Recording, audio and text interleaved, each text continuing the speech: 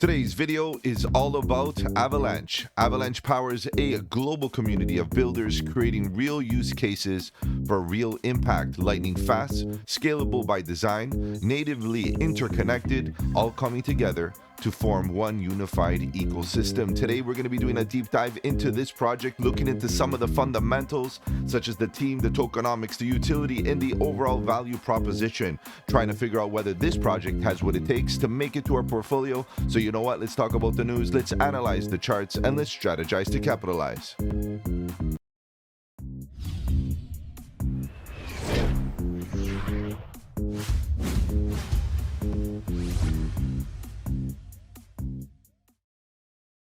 Welcome to the channel. My name is Mike, and let's get right into it, guys. If you're new to the channel, welcome. On the channel, we talk about cryptocurrency, Bitcoin, Ethereum, and all the altcoins, looking for opportunity. And the question is Avalanche an opportunity? Guys, we're going to be doing a deep dive today, looking into some of the details regarding the project. Obviously, we're taking a retail perspective, trying to make sure that the team and all the communication offered by the team is definitely going to equip us to be fundamentally bullish. Like, what is AVAX? What's its value proposition? Ultimately, as a software solution, why do we want to be holding the AVAX coin? So we're going to be taking that retail perspective, no doubt, and we're going to be using the website, obviously, as our main platform to navigate.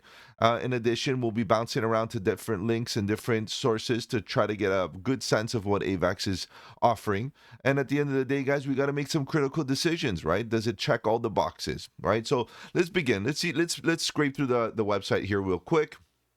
We have a really cool landing page, obviously showing us such major developments, or big applications that have been talked about here on the for the AVAX ecosystem. I see Trader Joe, I see Off the Grid, I see many others, right? So let's keep on scrolling. We have a few good cool statements. Powered by Avalanche, the future of blockchain adoption won't happen on one chain.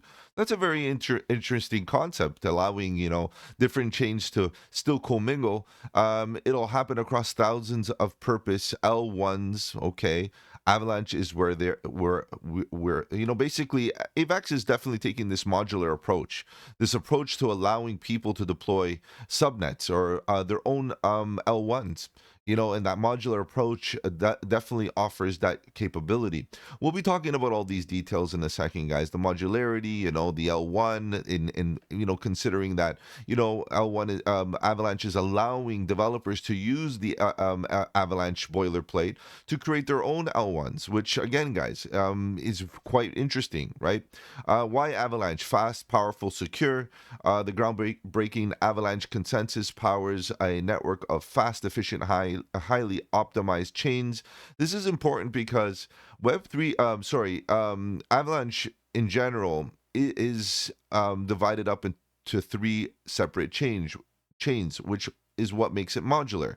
But then on top of that, there's a different aspect of Avalanche. Like I mentioned, projects are able to build their own L1s using Avalanche's tech stack, which again could enhance Avalanche's use case and ecosystem growth, because by default, those projects that use the Avalanche boilerplate, let's call it that, and all its potential use cases using its tech stack, what it basically does is it creates a sense of interoperability amongst those L1s. So you have to understand that there's already projects doing this.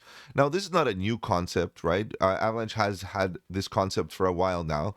But it is an interesting one because they're trying to create that infrastructure or that ecosystem using these capabilities. So fast, powerful, and secure, infinitely scalable by design. So we got Web3's biggest idea: scale with confidence, whether it's a single application or launching a fully customizable Layer 1 blockchain. Like I mentioned, Avalanche makes it easy to scale up across an interconnected ecosystem. So these are very key points, guys.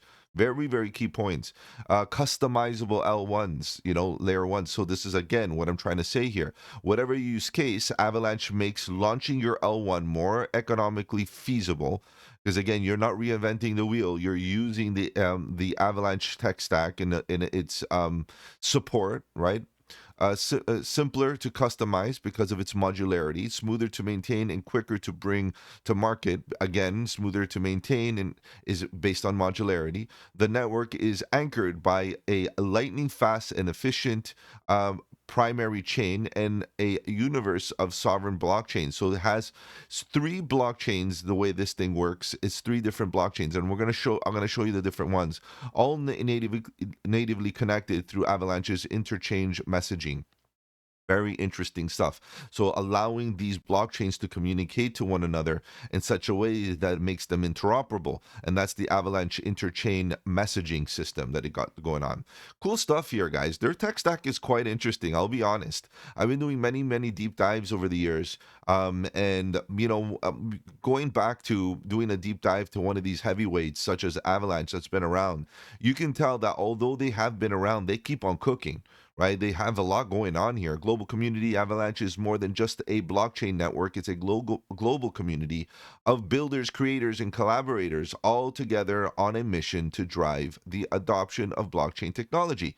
So they're also doing the heavy lifting for the industry as well. They're participating in this concept, right? So the global movement is already here, guys. We've seen, blockchain technology and all these software solutions that revolve around it hitting mainstream media. It's a topic of conversation amongst many techies and enthusiasts and even investors and such. So very interesting stuff. Let's keep on going.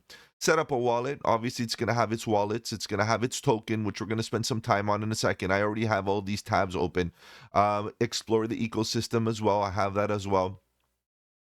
This is all very important stuff that we're going to have to touch upon.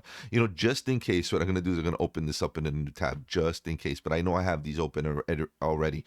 Avalanche is trusted by businesses worldwide. So just understand that these are great relationships.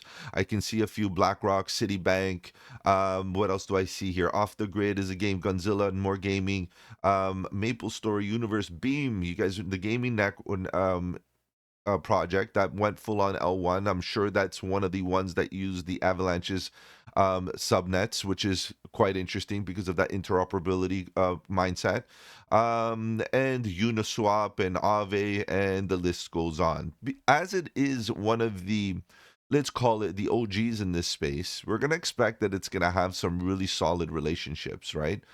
These strategic relationships, I wouldn't necessarily call them all partnerships, but I would say that they're healthy relationships, and these are just some of them, okay? Build on the network design for big ideas.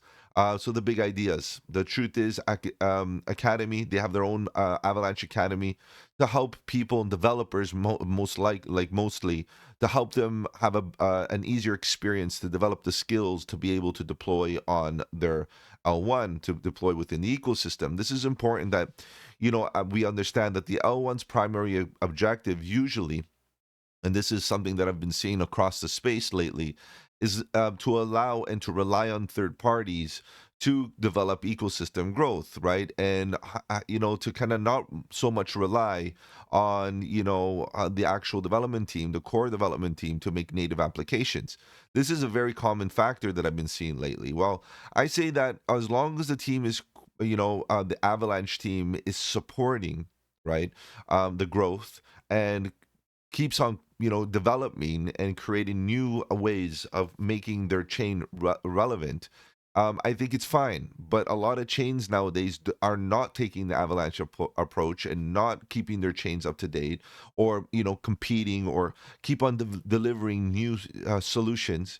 And in that case, just deploying on L1 and just hanging out, not doing anything, is not enough, and waiting for the builders to create use case, that is not enough. So I'm glad to see that AVAX is not only doing this, because it's supporting the ecosystem growth by providing an academy, but Avalanche as an L1 has been developing, guys. It has been cooking, so that's good. The builder kit, we got Avalanche's creating on-chain applications. The builder kit is like a an SDK of sorts. Documentation, get full stack Avalanche documentation. If you're a dev, you get everything you need here, guys. Go check it out. Take your ideas to the next level on AVAX, offers a vast ecosystem of support for builders, incubators, and grant programs. So this is important, right? This is what they're realizing, that once the L1 is out there, they gotta let it, the ecosystem grow, or else Avalanche has no use case. The network effect needs to begin at the ecosystem level. Yeah, this is very, very important. Codebase, a little bit more here about Codebase. It's home of Avalanche's builder support program. Again, more support for development. And again, more very, very important stuff. I'm glad to see that a good portion of this website is dedicated towards that. Most people, most L1s don't realize how important this is. Unless they're going to start cooking, making native applications, they better put all efforts in here. So far, kudos to Avalanche, basically putting that to the forefront. Avalanche Foundation grants, more grants and foundational support, because they do have a foundation, which we'll talk about a little bit in the video. Just a reminder, guys, if you're still listening, hopefully you are. I'm going to have a summary of all of this towards the end with the infographic and all that good stuff to help you guys. Basically, if ever you want to kind of revisit some of the information, it's all readily available. So stay tuned to the end and I'll show it to you, and then I'll post that all over the socials shortly. So, builders, fueling builders in the Avalanche ecosystem to create powerful tools, applications, and infrastructure. Again, more help here, because you're starting to see, are you a student? That's very typical. Like if you're a student, you get support, right? That's really good. Getting the youth, getting the fresh minds, getting the aggression, getting the hunger that students will bring to the table is unprecedented. You really, really need that. So supporting, developing, and so on critical infrastructure. Guys, I'm seeing this. The majority of the website is literally supporting growth. Avalanche Network in action. Explore the latest transactions, blockchain data.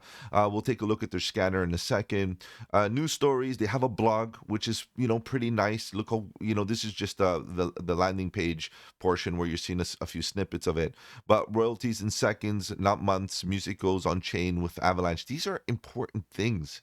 Right? These are very important things. Like, it's hard to keep up with all of what these blockchains are doing, because a lot of the times it's dependent on, each individual application, decentralized application, on what they are cooking. But this is great. This is great, especially something like this, decentralizing the music industry and all the digital assets that exist. I think the use case of NFTs are going to be a lot more, bring a lot more awareness in the next little while, because the NFTs that we've become accustomed to we're just proof of concept, guys. It's just proof of concept. Let's move on. Avalanche Solutions. So we got various different solutions here. Institutions and capital markets. I feel like this is where the majority of the L1s kind of lie at this current moment, providing support for those capital markets, tokenizing different financial instruments and such. But then again, decentralized finance is where it's at. No one can deny that. Each L1 usually starts in the DeFi space. And then, generically speaking, we have consumer apps that just kind of pile in almost anything and everything that's within, whatever's left over. What do consumers use in different applications, different things like that? But then you look at the outliers like gaming and NFT, arts and culture, infrastructure and tooling, right? So I'm glad to say that I'm seeing the majority of the depth of their ecosystem and their software solutions is in DeFi, and of course we're gonna have a little bit of this because this catches all of the different applications that are left, and there is some growth. I'll admit there is a bit of growth. There's stuff there's things happening there. A bit of gaming. Avalanche did put a bit of effort in the last year in the gaming narrative. The thing is, guys, their ecosystem needs to keep on bringing that hype and that buzz. That's the biggest issue, and we'll take a look at some of those in a second. And then join the best Web3 community. They do have all kinds of socials. One of the things that I've noticed is that they're very transparent about their socials, which I appreciate. Their LinkedIn, beautiful, fully doxed team, which again we'll talk about in a second. They have a Reddit page, which is not very, very common. Even YouTube. A lot of the teams don't have a YouTube page. but some of them do. So it's good to see that they have. Discord is a must. Arena, I'm not sure of. And then X, of course, is a staple. Telegram, they also have a Telegram. So it's actually not bad of a scenario. Like to see them all over the socials. I think they even have Facebook, guys. These guys are everywhere, which is good. Which is good. We want to see, all kinds of social media implementations. That's the way you're going to create that community growth, no doubt. What else do we got? Have any questions? Avalanche Team One. Team One is a global network of builders, developers, creative gamers, and community members who grow Avalanche. So it's a little bit of a team happening here, a group, the community hub, and so on. Start building, communicate, and this and that. Contact us, and the footer with tons of links, guys. Tons. Here you're going to get pretty much everything you need. This is one of the most robust, well detailed, well documented footer I've ever seen in a deep dive. So kudos to them for giving us a lot of different options, a lot of different information, and it makes deep diving a lot easier when the information is readily available. Okay, guys, so pretty good stuff here for AVAX. I'm glad to have seen that the website is well built, very engaging, and has a decent amount of information. Now we need a little bit more, don't we? So let's start digging. Let's see what else we got here about Avalanche.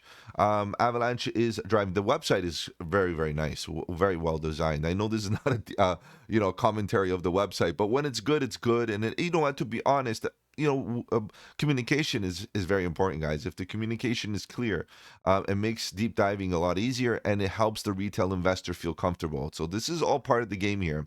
Avalanche is driving adoption. Avalanche is a high-performance blockchain platform designed for builders who need to scale. So I'm not going to read all of this to you because you guys can read, right? But ultimately, they're reiterating what it's about. This is the about page. I'm not going to get into too much detail here because there's a lot of repetition, but we can see that it offers a lot of primary information for people that want to educate themselves regarding the project, right? The AVAX token, again, we're going to talk about a lot of these, and you can see a lot of repetition from the landing page or the main homepage. Not a good thing. I really don't appreciate that when I see websites do that, because it gets the communication a little bit jumbled, and it's like, why? Look at that. It's just all repetition. So let's move on from there. And then we get to AVAX. What is AVAX? This is important, guys. This is where we're going to have to lock in a little bit. So Avalanche Blockchain Network, a comprehensive overview. So what we have to understand is that they have visions, and that's very good because they understand that there's a problem, and every software solution needs to have a vision that is directly correlated or in direct sight of the problem that exists. So they're trying to find some solutions to our centralized, let's say, consensus or centralized the way we do things. So they're creating decentralized applications and custom blockchains with sub-second finality and low fees. So high throughput. This is very important because we want speed, low latency, speed, decentralization. Amazing. Support thousands of validators. So in this case, if, you have decentralization via the validator nodes, interoperability. So it doesn't matter which chain you're on. It doesn't matter which EVM you're using. It doesn't matter. It's interoperable. This is where AVAX is thinking for the future and how it could connect all various blockchains and still be a part of it. So not compete necessarily with those other blockchains, but give the ability to tap in. Let's say tap in customizability, allowing developers to create tailor-made blockchains. Amazing because of the modularity there. Okay, so its consensus mechanism is pretty good because it resembles the Satoshi concept. Right, so it uses randomized subsampling and repeat voting, so that randomization makes it a little bit different rather than having all the network, right, basically validated rather than requiring all nodes to validate every single transaction. It uses a random subsampling, so it's a very similar scenario as Bitcoin, and ultimately it basically minimal overhead. It reduces all that overhead and that unnecessary processing, which ultimately increases the speed, ultra fast finality and such. Its architecture. So it's a multi-chain approach, so makes it modular. This is where things get a little bit interesting. Okay, for those of you that are interested in the tech stack, the network consists of 3 integrated blockchains and an entire network of Avalanche's layer 1 blockchains, plural. So what are these blockchains? Okay, so we have the primary A network. Okay, so this A network contains 3 chains. This is important, right? So we have the X chain, which is an exchange chain used for creating and transferring assets like AVAX. Okay. The P chain, platform chain, coordinates validators and manages Avalanche's L1s and staking. Okay. Then you have the C chain, contract chain, smart contract platform, fully compatible with EVM.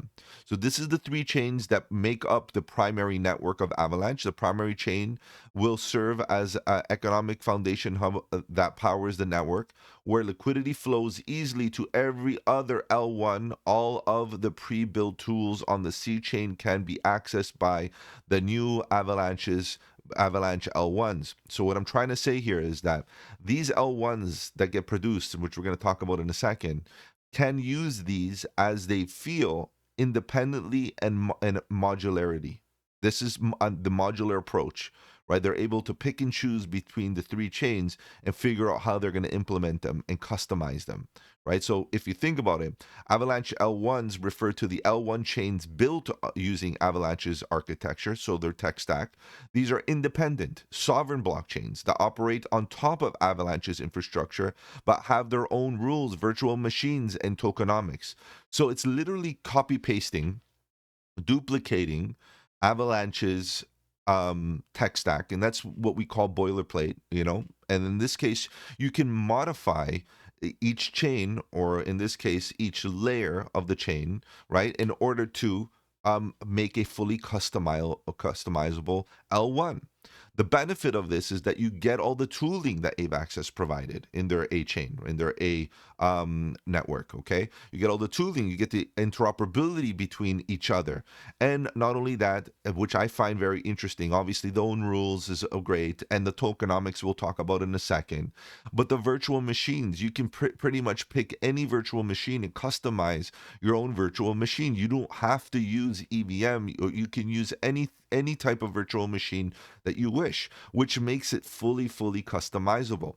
Now, regarding the tokenomics, what's interesting is that the deployers of these L1s have a choice whether to use AVAX or a custom token to use as gas, right, as their transaction fee. So this is very interesting, because usually when we see such L1s, there's other projects out there that act in the same way, like a layer 0, perhaps, right? Like the parachains and so on. Those guys right there, right?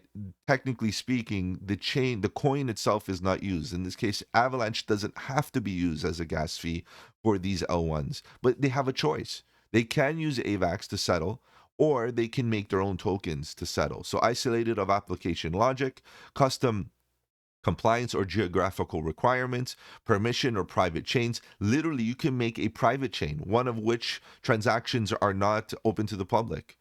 So you have full customizability here, and that is empowering for people that don't want to reinvent the wheel, but at the same time still want to release a decent blockchain, an L1. Okay, so really cool stuff. It's almost like a launch pad. For those of you that I'm trying to really make it clear, for those of you that are not very familiar with all of this, almost like a launch pad for L1s, but using the Avalanche tech stack. Specific token economics and fee structure. This is important. So the modular approach means enterprises or projects can create purpose specific blockchains with different rule sets without compromising the security or speed of the main network. Guys, this is where it's at. Okay, it is. This is where it's at. This is the main value proposition between Avalanche. Now you're gonna ask, but then if in this case, if these Avalanche L1s don't require, right, to use AVAX as a token for gas or for settlement, then what is the purpose of AVAX in this case? Well, guess what, guys? In this case, nodes need to be staking AVAX tokens. So taking tokens out of circulation.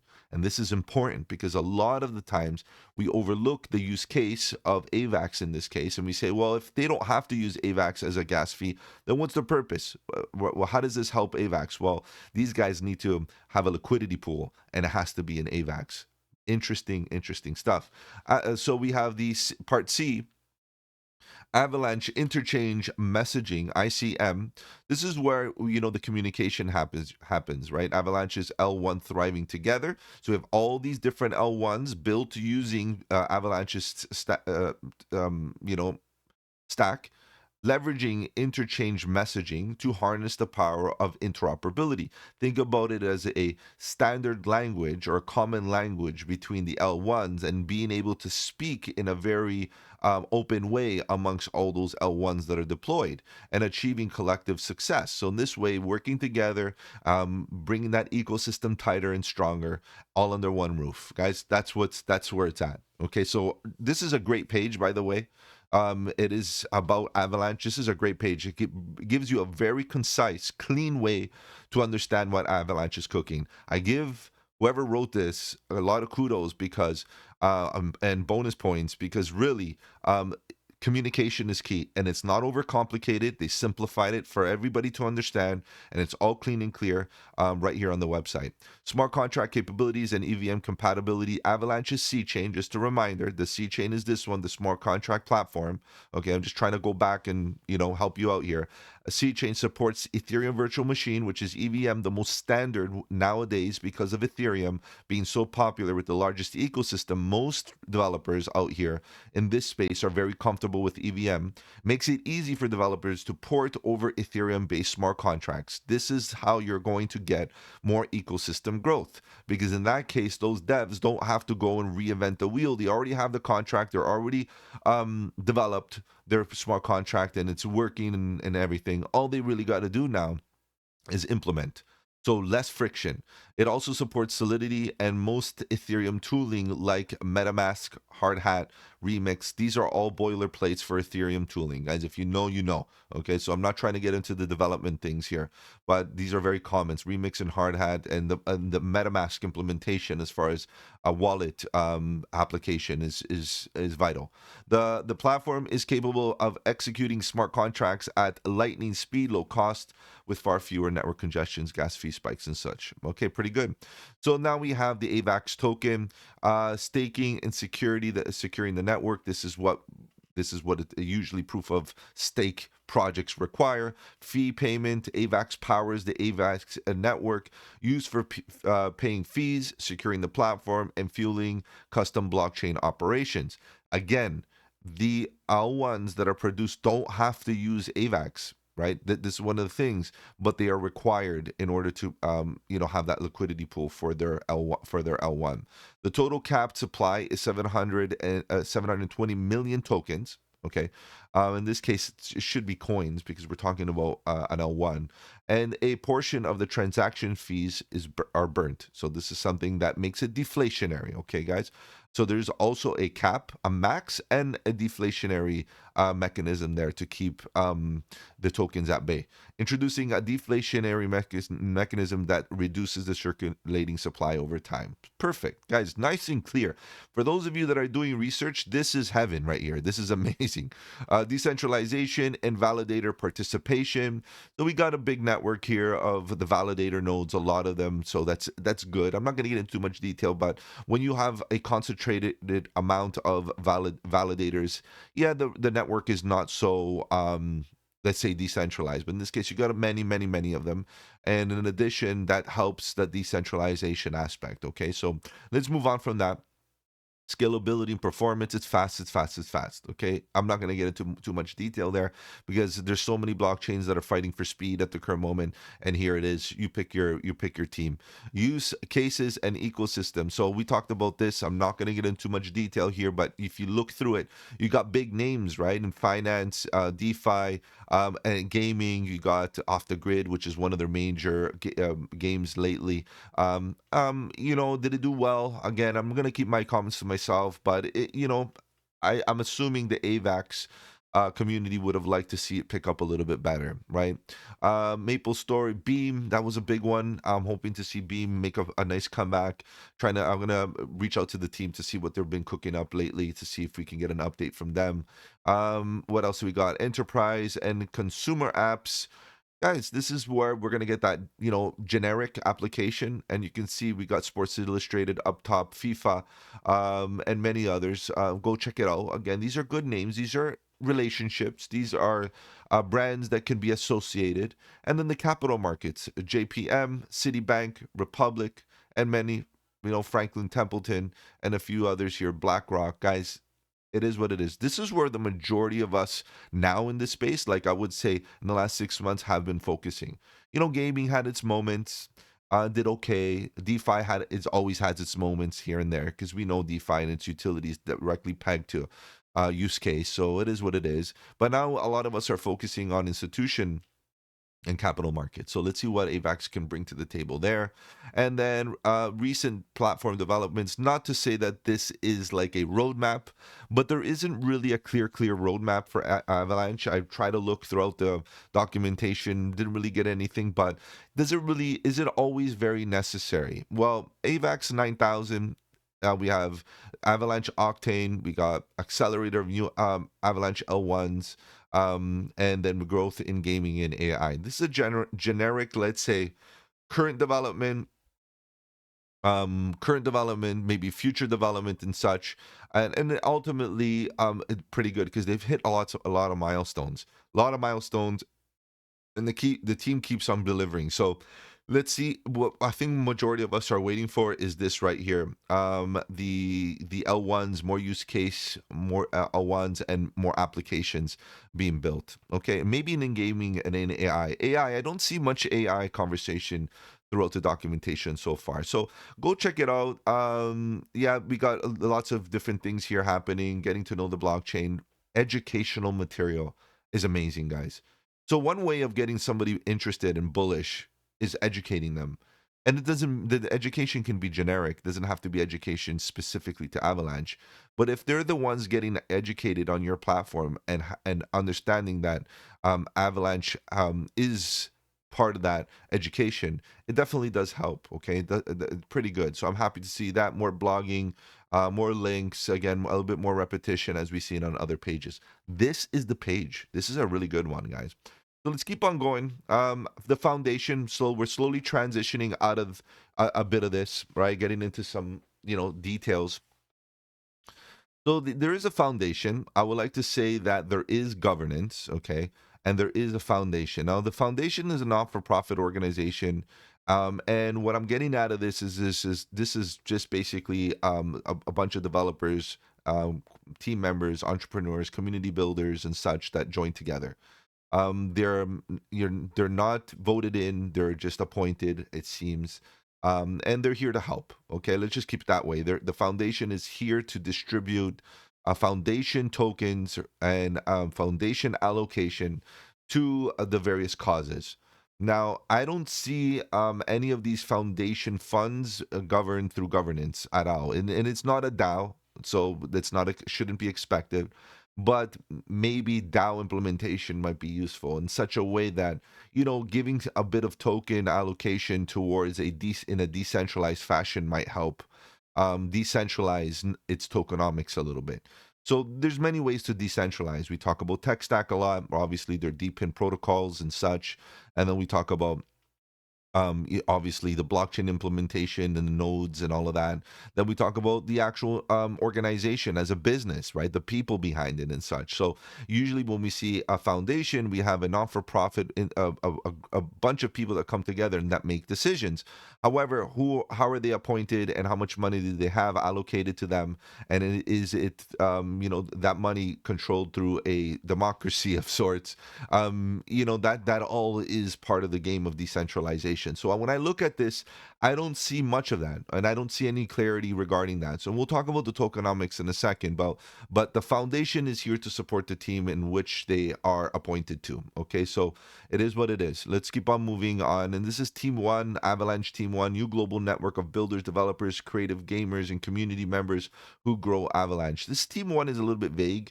I don't know if it's the foundation per se. I'm not sure if this is a separate organization that, is again just subscription based. I have no idea, but it was on their website. So I would like a little bit more detail about how this is, what Team One is exactly. And then we go on and we look at their ecosystem, and their ecosystem is looking pretty good. We got gaming, different major narratives, meme coins, artificial intelligence, which doesn't have much yet, so we can quickly just peer into it. Let's see if we can get some detail. And you can see, like, just a few projects being built at the current moment. That's about it. The biggest ones are the so far, it's the DeFi, guys. The DeFi is going to have a lot here, as you can see. Let me just quickly show you. The DeFi is going to be packed. It's going to have a lot of different things. You're going to a lot of major names. We're going to have Trader Joe, the rebrand, the Black Hole, the LEO Trades protocol here, and many others, as you can see. And there's going to be a lot of that's definitely the case across L1s, usually having DeFi to be the bigger narratives and have the most development. And then you have the consumer apps, which is going to be big too because it kind of houses all kinds of different applications. We have this thing, build communities and transact on your team.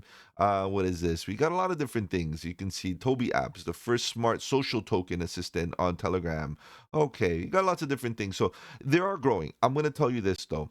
I think this is where the majority of the community is saying, well, although it is growing, they're very small projects so far. They're not major projects.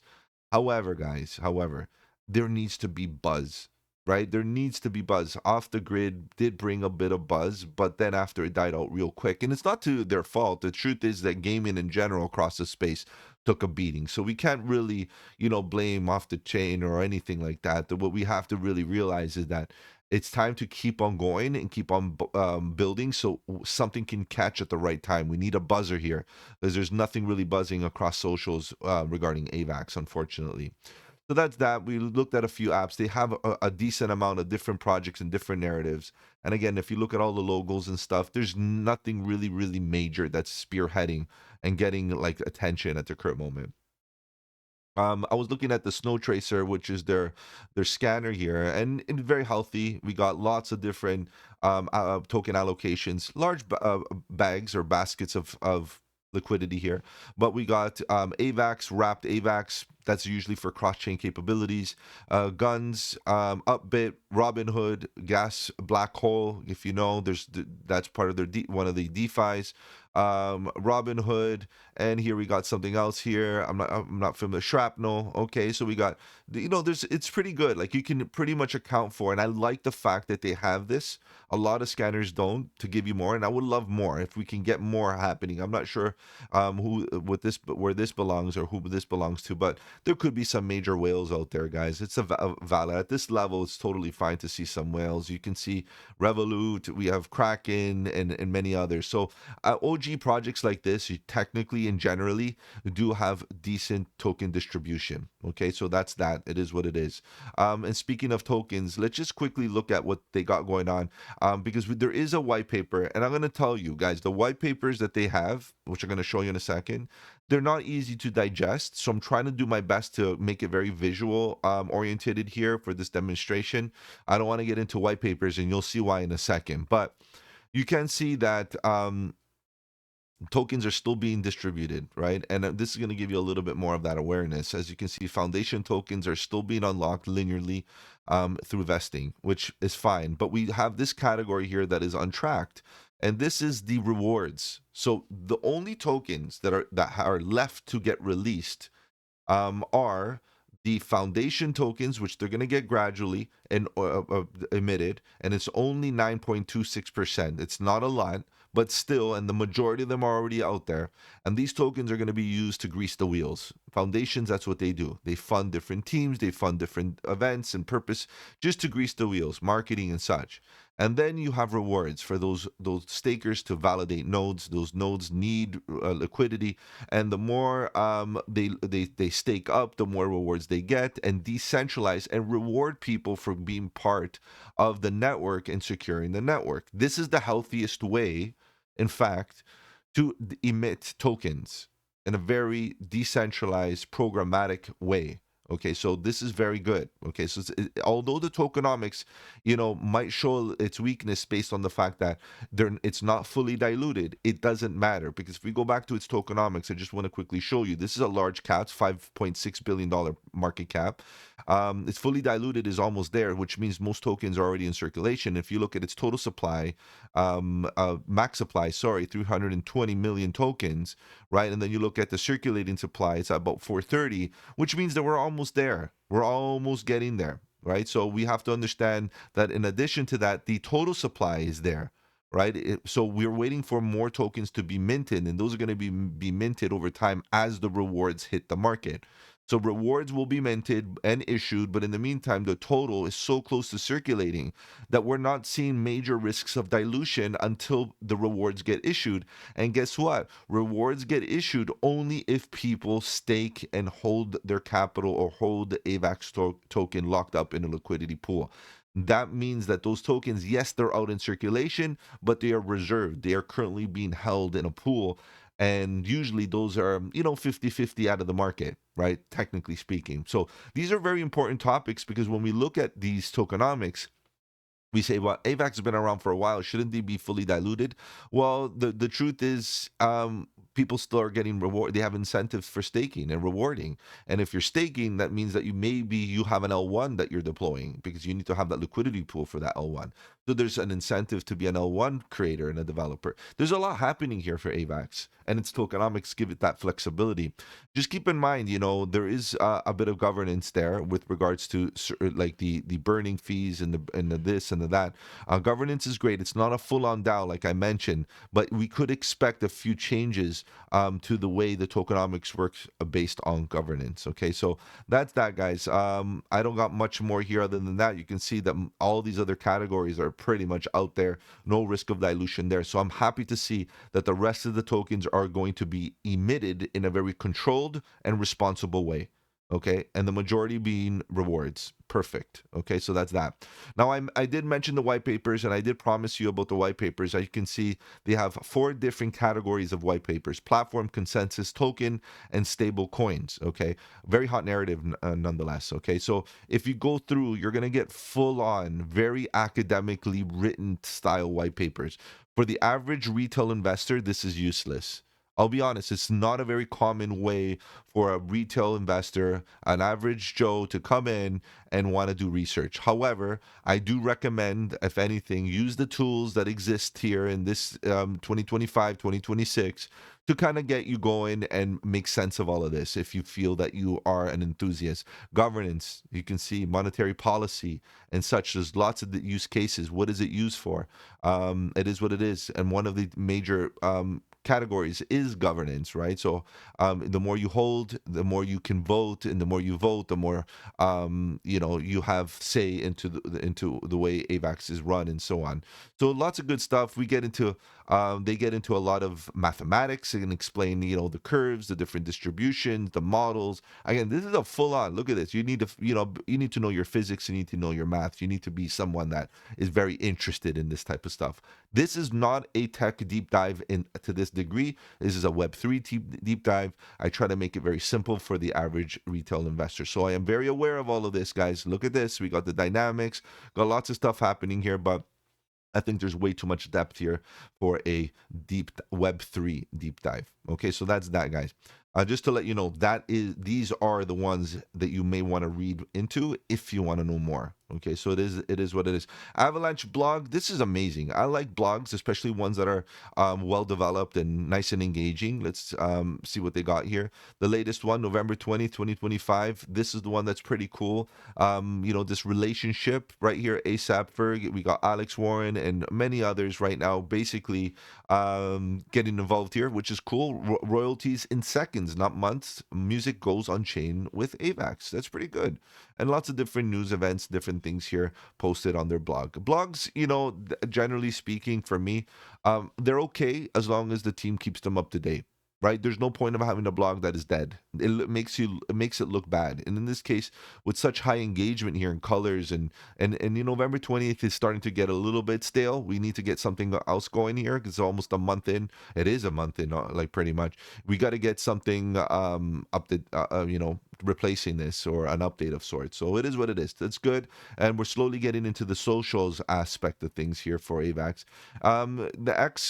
Their X is pretty good, to be honest. They got about 1.1 million followers, guys. What are we talking about? It's amazing. Supporting the holiday season, which is great. Merry Christmas. Your L1 for your own needs, powered by Avalanche, right? Pretty good. L1 for your own needs, giving you that main value proposition, allowing people, developers, to create their own L1s based on what they need and what they want. And make sure you give them a follow so you can keep up with what they're doing. Powering the holidays, NYC's oldest holiday market, Union Square Market, will be quietly using stablecoin payments with Urban Space's new app powered by Avalanche. Bullish. That's good. One use case ready to go. An introduction to what crypto's all about. These individuals are going to see how blockchain technology works, and maybe not. And to be honest, if you are using a software solution that's built and backed by blockchain technology and you don't even realize that it is, that means the tech is doing a good job. If you think about it, you don't want to know anything about wallets and smart contracts, and you just want to know, I want a cup of hot chocolate. You don't really care about anything in the background. That's when you're retail ready. Okay, that's the product market fit has reached its peak, right? It's pinnacle. So that's pretty good. Okay, I like that. Powered by Avalanche, good stuff here. What is this? I have no idea, but I can see some Trader Joe's and many other memes and things like that. Avalanche has a staggering 100% increase in transaction per second, so it's definitely doing pretty good. Let's see what else they got here. The next generation sports and fan experiences powered by Avalanche. So we got the New York Bulls announcing its historic a 13-year partnership with the SI Tickets. And this is pretty good because it's going to be powered by Avalanche, the tickets as NFTs. Okay, I'll take that. It's, giving a use case to NFTs and not just, artwork and pixel art. It actually has some use cases and a few others. I'm just, skimming through a few little partnerships or relationships that they've been announcing in the last while. I'm sure I'm missing out on a few. Um, yeah, we got the NFT markets and FIS Global launched the Digital Liquidity Gateway, a new marketplace built on Avalanche that lets smaller banks to buy, sell, and securitize loan portfolios with greater transparency and efficiency. This is almost like their implementation of getting into like more capital markets and such. Powered by Avalanche, launched at all-in-one snapshot of what Avalanche Network is actually powering right now. So there's a lot happening here, which is pretty cool. Fresh newsletter, go check it out. Huge month for Avalanche. Okay, let's see how huge it is. Let's see how Avalanche can pull through here.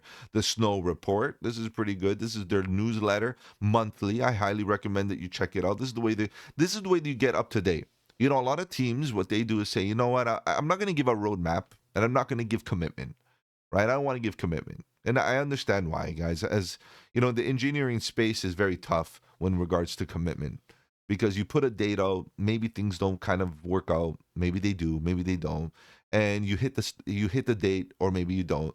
It doesn't mean that you won't get it out there. It just means that you want to make sure it's perfect, and sometimes it doesn't happen, and the price goes nuts, the community goes emotional, and that's obviously pandemonium. So a lot of these teams nowadays say, you know what, I'm not releasing a roadmap. And of course, there's that level of accountability. However, they're going to keep the community and the overall audience up to date with a lot of clarity. And I appreciate that. that's equivalent. In my opinion, that's very, very bullish, but it doesn't replace a roadmap, guys, unfortunately. Because a roadmap allows more further speculation with a bit of clarity, right? Even if it's a quarterly roadmap. So I'm glad to see this. It's very engaging, very, very detailed, lots of good information. You can see lots of good social media interactions and things like that, but it does not replace a roadmap. Okay, so that's that. And then we're gonna quickly start looking into Ava Labs. What is Ava Labs? This is an important thing because Ava Labs is literally the development team behind Avalanche. Okay, so this is where a lot of the teams, a lot of projects have a multi-layered structure with regards to their organization. They separate the development team and the applications that they create or the tech that they create from the actual blockchain software solution, right? And it could be a strategic thing, maybe legal purposes, who knows what, clarity from that perspective, does help. So they kind of remove themselves from the identity. So we have Ava Labs, which is basically digitize all the world's assets. Avalanche is the fastest smart contract platform in the blockchain industry. Guys, I'm gonna just throw this out there. Every L1 that I've been doing says the same thing. So you have to make your decision. I'm not gonna tell you who's faster and fastest. It doesn't matter. They're all fast.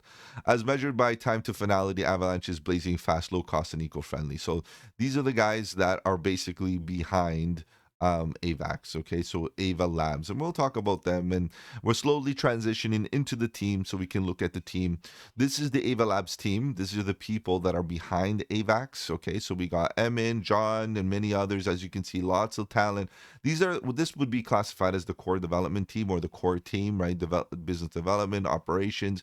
Guys, there's no possible way that I'm going to go through all of them, but I did go through kind of a few of them, and I kind of went on their LinkedIn's and creeped them a little bit, trying to see what they're all about. I just want to get a sense, of the talent, the experience, and the education that some of these individuals may have.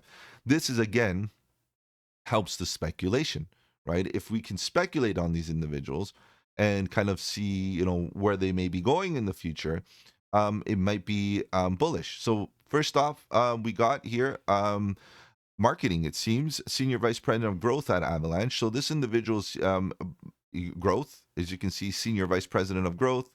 But what's most important is this individual's history. She is well established within the Web3 space. I can tell you more that I've done many deep dives again, and especially with marketing. I've seen individuals not have any marketing experience in Web3 and have the top senior position in marketing. I'm glad to say that she is well stacked, well equipped with all kinds of experience.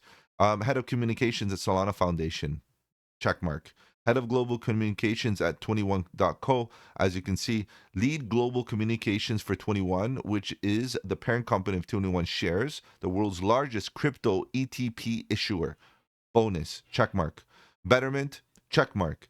Hill Knowledge Strategy, this technologies, Century Fox Entertainment. Okay, we're deviating from Web3, but all good. Start somewhere, right?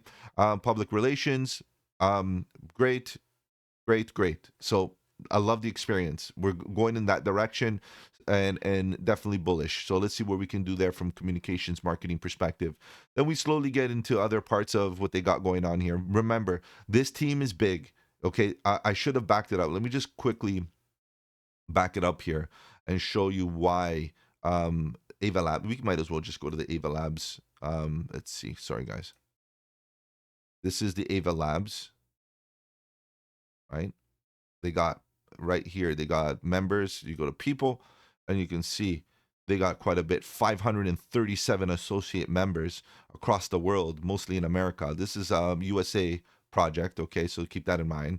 And then you actually have the Avalanche page, which also has people, and you can see they have the two LinkedIns to kind of separate. 262. There might be a bit of crossover, but it is what it is, guys. This is a full-on stacked team with all kinds of talent in many industries. We got legal teams, we got business development, we got Web3, we got engineers, we got everything. This is a bunch of people that are the foundation of a software solution company. It has nothing to do with blockchain per se in this case. These are people with families and experiences and education and so on that are here to build. And that's what we've got to see, right? And that's what we should be bullish on. So John Wu, president at Ava Labs. Okay, so more bullishness to see what he got. He's a president, CEO, founder. I'm not sure what this is, but Blackstone sponsored technology investment. So it's almost like a capital fund. CEO at Digital Asset Group. So we're looking at VC type of investing, Harvard business. That makes sense. He's not really a techie per se in the sense that he's not an engineer, but he is definitely involved in the business and investing and type from Harvard, guys. What else do you want? Okay, so it is great to see. Chris Avery, C-level execution technology-driven firms. Okay, let's see his history. Again, chief financial officer. And we got lots going on. High growth companies working here. And then blockchain.com. Okay, experience everywhere. And again, these are just the core team members. I'm sure there's other members of the team that have other Web3 experiences that I'm missing out. Again, I can't be totally thorough here. MBA here in finance at Wharton. Guys, the corporate law, Georgetown. What else do you want? Like, we got heavyweights here. Then the chief protocol architect of Ava Labs, Stefan, here. We got Ava Labs and Cornell University. Computer architecture, operating systems, software engineer intern at Google, associate software developer intern at Capital One. Again, there's nothing more you can. He's a Boy Scout. He's a Boy Scout. That's amazing. Good stuff. So this is the team, the Ava Labs team, and little by little we're getting into that. Founder and CEO at Ava Labs now is hiring. Princeton University, that just stood out to me. Cornell University as well. Associate professor, assistant professor, and founder at Blow. I can't even pronounce that. But Blow X Route. Okay. Code we develop at Cornell. So whatever development happens at Cornell. University of Washington, and again, guys, computer science, PSC, Princeton University, guys. Again, we're getting a lot of heavyweights, individuals that are well established within the industry and bringing all kinds of different talents. Founder, investor, LinkedIn profile not monitored, and all DMs are ignored. I love it. Okay, so there's not much happening here other than university, doctor, computer science, bachelor's degree here and there, New York, and so on. And he's another founder, co-founder, and another one right here. Well established. What's his name? Ted. Ted, again, founder, Liquor Labs. I don't know what exactly in stealth mode. More, it's another tech related organization. Chief scientist. Okay, research advisor, and then the protocol architect at ACE. So it seems like he's no longer active and he's moved on, but still has the foundational support, wrote proof of concept at C++ implementation for Xchain. So he's the engineer here at this level. So pretty good. This is what it is. Doctor, PhD, computer science, master's science. Guys, these guys are stacked. What else can I say? Like, this is what we look for, guys. We look for teams with talent, teams with capabilities, and we speculate on their talents and what they can bring to the future of the projects that we're invested in. It is what it is, guys. All right, guys, as you guys know, I do release a infographic for you guys that I'm going to be posting all over the socials. So AVAX, here it is. Let's quickly summarize and see what we got going on here. Their ecosystem, okay? DeFi is its largest sector, many small projects and most popular narratives. Subnets catalog is growing. This is what we really need to see, is those L1s grow, and I think that might bring a lot more ecosystem growth. But nonetheless, guys, we're waiting for general ecosystem buzz. That's what we need, some buzz. And I think that everybody out there, the general consensus that I'm getting from the market is that we're waiting for AVAX to start buzzing again. Okay, so it is what it is. Utility, network fees, staking, and security and governance. These are the very, very top utility. Now, there's no DAO, like I mentioned. Fine, but there is governance. Usually when there's a DAO, there is a token allocation to the DAO. In this case, no tokens are allocated to any DAO or any community members in that sense, in a decentralized way. There is governance that just allows individuals to vote on particular decisions. Okay, so staking and security I mentioned, and network fees. Okay, that's normal. That's what AVAX is used for. Roadmap, 5 out of 10, no roadmap. Okay, I didn't see any roadmap, guys. Let me know in the comment section below if you were able to find one, an official one. But the snow report is monthly, keeping everybody up to date. This is great. Socials and blogs are there, and they're up to date and they're active, which is great.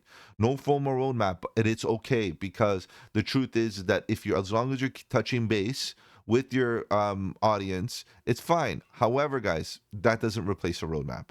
We're talking about the reality of speculating, right? This is why we do research, to speculate. And without a roadmap, which is literally the definition of telling me where we're going with things, both human capital and, economic capital, where are we going with things? Where's the next vision? Where's the next milestone going? And if I agree with that next stop, then I probably will feel a lot more comfortable. So how comfortable do you want to make your investors? This is where roadmaps come in. This is where being fully doxed. The team is fully doxed, 10 out of 10. Large team, lots of talent across all supportive roles, very important. Experience in engineering, marketing, and growth, and many guys. There's too much to be bullish about on the team. There's fully stacked, lots of education there, and experience across the space and tech. So good stuff. Socials, pretty good socials, I'll admit. 1.1 million followers with moderate engagement. Okay, so I'm saying moderate, which is fine. Could be, again, that buzz would help. Any project being built on AVAX that gets buzz will help the socials. Discord, Telegram, LinkedIn, Reddit, blog, YouTube, Gitbook, Facebook, they're there. Okay, but overall, again, the buzz needs to happen. The socials are not buzzing because, again, the ecosystem is not buzzing. There's nothing happening as far as a new project that's really spearheading. Now, I'm going to just throw this out there as a blanket statement. Nothing is really buzzing. Okay, nothing is really buzzing. So are we going to hold AVAX completely accountable here? Maybe not. You're going to give them, a bit of a slack. Why? Because in the space right now is pretty quiet, generally speaking. So to see AVAX buzzing while the rest of the space is not might be not a good, let's say, a reality. We got to be real with the current conditions. So it is what it is. Tokenomics, they're good. They're good. Found most tokens are in circulation. If you look at the total supply, the max supply has a higher cap, of course, but we're waiting to those to get minted based on rewards. So it's good. Foundation tokens are vested and rewards are emitted via staking. Things that we need, right? Very clear distribution of tokens so that we don't feel that risk of dilution. 100% of AVAX transaction fees are burned, which is good, and we get some transaction fees. This is all voted upon in the governance, I'm sure. So go check that out. But generally speaking, 9 out of 10 tokenomics. I would just like to see a little bit more clarity with regards to governance and maybe a little bit more tokens allocated to a DAO of sorts. But still fairly good. We're still seeing a bit of dilution, but still good, guys. Relationships. We see AWS supporting dApps in development. California DMV digitizing 42 million cars, titles on chain. Is that really a relationship, guys? This was a hard one for me. Very hard, because I don't really see any relationships happening right now, to be honest. Now, again, I could be missing out on something. Feel free to let me know in the comment section below. Correct me if I'm wrong. And I'm up for that. I'm down for that. It's a community-driven deep dive here. The truth is that I don't see anything that is really pressing or buzzing again regarding a relationship that they may have that is strategic. Now, AWS, we could be very critical about that. Honestly, personally speaking, a relationship with AWS offers no value to me from a Web3 perspective. From a centralized perspective as a software solution, sure, yeah, having a relationship there is good. You have a centralized organization like Amazon or Google or Microsoft Azure or whatever it is. If they're providing storage space, that's great. And working with their infrastructure is great. And having a relationship there that allows you to easily deploy applications, that's great. But we have to admit, AWS is centralized. And when it goes down, all your applications are going to go down. It is, guys, this is how it is. So for me, I would like to see, what would be great is a scenario here where we can see a DPIN protocol have a relationship with AWS, where storage solutions can be done in a decentralized way. That's just my 2 cents anyway. Exchanges 10 out of 10, guys. If you're looking for an exchange listing, well, guys, unfortunately, it's not going to happen because these guys are everywhere. Literally, they're listed on all exchanges, major ones: Coinbase, Binance, Mexi, Bybit, BitNex, and many, many, many, many more. Indexes all over the place. Guys, you got to understand here, this is a mature project that has already been listed across the space, and expecting it to get further listings sometimes is not there. So what you have to understand, the benefit of being all over the on all over the place and being on many exchanges, is the liquidity that's there. So it's liquid. You're able to buy and sell very easily and so on, but you're not going to get that upside pump based on an exchange listing anytime soon, as you can see. Okay, so that's that, guys. Pretty good. Just to note that some of these numbers could be slightly out of date, or because the volatility in the market in the last couple of days, guys. I start producing this a couple days early before the deep dive is recorded, so you got to understand maybe the numbers are a bit off. But generally speaking, guys, this is quite accurate. We got a decent amount of trading volume the last little while, 8.6% of trading volume, which is nice. We want to see a bit of action on chain. Prices more or less around $13, hasn't really moved too much. It does look a little sloppy from a price action perspective today, but it is what it is, and we'll talk about that in a second. We'll get that chart up to kind of give us a bit of an edge here. Okay, so let's see what we got going on, generally speaking, here on this verdict, or just a bit of a summary. Let's call it that. L1, modular, cross-chain, made in the USA. Lots of good stuff here. Okay, so pretty good. Let's just summarize what it is. There is governance, but no DAO. Just to give it a quick one, just a reminder. Foundation is in control of foundation allocation, and who is the foundation? It's not very known to me how are they appointed and such. AVAX is the mandatory gas token for all transactions across Avalanche's default primary network. Okay, this is important. The three chains, that's their primary gas. Subnets, okay, which are the L1s built on AVAX, have full freedom to define their own gas token. Very important. It means that it doesn't have to use AVAX at all, okay? It can use their own. Even if a subnet uses a custom token for gas, its validators must still validate the primary network, which requires AVAX staking. So for those of you that are asking, then what is the use case in that scenario? How does AVAX benefit from having these L1s? Well, they're going to be forced to use AVAX to secure their validator, and ultimately that will take tokens out of circulation. How about that? That's pretty good. Okay, so it's not bad, at least. And again, all the benefits from the ecosystem growth that happens there by having that interoperable L1s across their chains, which is good. Each subnet is effectively a customizable layer 1 blockchain that can define its own virtual machine. Basically, it could be EVM, WASM, Move, or custom virtual machines, whatever it is modular, guys. It can be augmented, it could be customized, it could be done to fit your use case, your needs, which is a good value proposition in itself. Core all-in-one browser extension for dApps, NFTs, bridges, subnets, and more. Core is multi-chain, which is an extension to basically, it's like a wallet, guys. It's a wallet that hosts all your NFTs and bridges across all the subnets and more. So check it out. That it seems to be one of the major wallets out there right now. Ava Labs is the development team. Not much happening with partnerships, but expect it as it's an L1. Partnerships and L1s don't really, get along too well. I've noticed over doing so many deep dives, I don't see many L1s partnering with anybody. A lot of the times I see is the applications, the tokens, or the apps, the dApps partnering up with other dApps and amalgamating technologies, right, and creating that scenario. So it's quite normal not to see heavy partnerships there or relationships. So that's that. Just wanted to make sure I put that in there. And the AWS relationship could have been with a deepen protocol rather than using AWS itself. I know AWS from a development perspective provides security and ease and so on, which might be in the future, they might say, okay, now that we've ensured that everything works properly, now let's find a decentralized software solution for our storage, right? That might be the case in the future. So let's move on. AVAX with the market cap of Solana. Guys, do I even dare? Well, let's just entertain this for a second. We know that Solana has been doing fairly decently. We know that Solana has been spearheading the L1 narrative for a good while here. A lot of transactional volume, speed, and so on.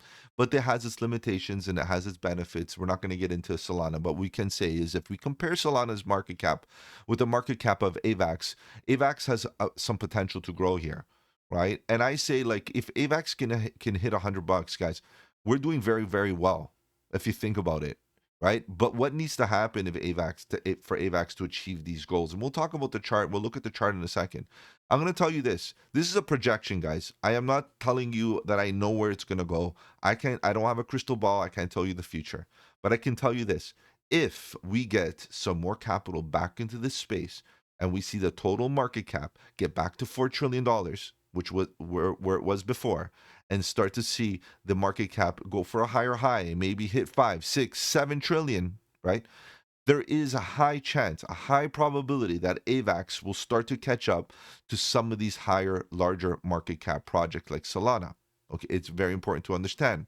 So generally speaking, guys, I give AVAX a 9 out of 10. There are little areas of improvement, but guys, overall, AVAX is a great project. What they are going to be focusing on, or what they should be focusing on, is creating some killer applications to make this ecosystem buzz. That's the general consensus that I have here after finishing this deep dive. It needs some buzz. All right, guys, I know you're here to talk about charts, so let's begin. Let's see what we got going on here for the AVAX chart, because AVAX, at the end of the day, has been on a downtrend, and a lot of us are curious. Are we going to get a bit of a pump? Are we going to start to see some reversal price action? As of now, guys, that looks like a bear flag. Let's take a look at this in a little bit more detail. So, guys, it is what it is. Price action's tough, guys. I'll be honest. Price action's rough, right? Because we start looking at, what's been happening the last little while, and, it starts to look like, momentum, volatility, everything's in our favor. And it does look very valid, to be honest. The way we are right now, look at momentum, prices falling. Here we got a bit of divergence. It's still Class C bullish divergence into here. I could expect a bit of a dip, and it is valid. Why? Because as you can see here on the daily, we came down and now we're structuring out right here sideways. There is a bit of a trend and momentum to the upside. That's a Class C bullish divergence. We are on a Sunday. Sunday sell-offs usually happen. We sweep weekend liquidity and then get back above in spring. If we do this, guys, I'm happy to go into fresh long. As long as this Class C bullish divergence stays intact, we see the orange line perhaps get oversold. That's when we get our entries and we look to see this thing push up. Ultimately, I'm looking for a reversal here. If it does not happen, we're in trouble. Okay, we got to be clear about that. Let me just continue showing you what I see here on oscillators. We are seeing multiple drives of Class A bullish divergence right here. Okay, remember, this is the daily, so anything can happen intraday. Okay, within the 4-hour, the 15-minute. You get my point, right? Volatility exists on all time frames. We got to entertain that. But the divergence here on the daily is pretty nice as we track momentum trend. Volatility moves to the upside and potentially is going to get above the zero, means that it's going to get above and into the bullish control zone, which is very, very good. That's what we want to see. So far, the daily is looking okay for a potential reversal around this zone. However, when you just consider market structure, guys, there's no doubt in my mind that this looks like a bear flag. Coming down, sideways, flag out, continue to the downside. However, if we get that failed breakdown where we do not get a sustainable move to the downside, where the price comes down in sweeps, we get back into the structure and back test, guys, it's time to go long, because this was the sweep of the weekend liquidity and then ultimately accumulation, manipulation, and distribution. And we got a nice imbalance right here, right into this level. It's a very weak price action to come and hunt all the trap liquidity on these tops and hit the target of about $21, level to level. That's what I would be looking at. Now, if you start looking at bigger picture, just kind of zooming out a little bit, and you kind of use the same logic of what I applied to the structure down here. You might say, but Mike, look what happened here. This thing came down, sweeped, and if we can get back above $15.35, guys, it looks like we might be able to get bullish here too, because if we get back above this range, we effectively got back into the range, and this is a swing failure. This is the failed breakdown, right? The bears could not sustain a continuation down. In that case, the bulls stepped in, brought the price back above into this range, and is backtesting and springing. The next target is range highs. Does that not make sense? It makes a lot of sense. So in that case, what we have to do is identify is that in the current state, AVAX looks a little bit bearish because it's still below the bigger structure, which is right here. It could still break down in the short term, given it's a Sunday and it's the weekend. And if it does continue pushing down, let me just quickly get rid of this artwork and revisit what I just said a second ago. If it continues breaking below this level, right, guys, it's a BOS, a break of structure. We're continuing to the downside, right? This right here. Let me just quickly, this right here, right? Bear flag, continue. Lower lows confirmed. Done, right? If we drop below, you know, $12.68. So the question is, where do you put your stop loss? Of course, right below it. Right below it. Right? If it happens, or you might not get into a trade right whatsoever. Wait to see what happens. If this happens, then you get into the trade. Let the manipulation happen and then get into the trade. Let's drop to the 4-hour real quick. You can see this distribution, guys. It looks pretty ugly. This rounded top, dead cat bouncy type of complex structure scenario. However, it doesn't have to be that bad. It could be a sweep and back above. That happens all the time. It's like clockwork. And I do see momentum coming from here, slowly coming down, slowly, maybe not, going sideways here, kind of consolidating into uptrend, here consolidating right into here. It's like tightening, in fact. We see momentum kind of tightening in the chop zone. Volatility doesn't look strong to the upside. Now let's see, volatility coming down to the downside is not even that strong. Guys, hang tight. I believe the next move might be manipulative, and we might see some price action leading into a new week to kind of get an edge so that we can get a better position right now. So again, big picture here on AVAX, it still looks bearish. As long as we are below in this level, keep on falling and falling and falling, it's still bearish. We need to get bullish again and start moving in opposite direction and getting multiple changes of character on the market structures. Guys, if I've offered you any value in this video, do the channel a massive favor. Slap the like button. It does really help out with the algorithm. If you want to follow me on the socials, the links are in the description. Better yet, guys, join the Discord. The Discord is where it's at. Lots of good alpha, trade setups, fundamentals, and learning material. The best part is it's absolutely free. Take care, guys. Have a good one. And don't forget, buy the dip.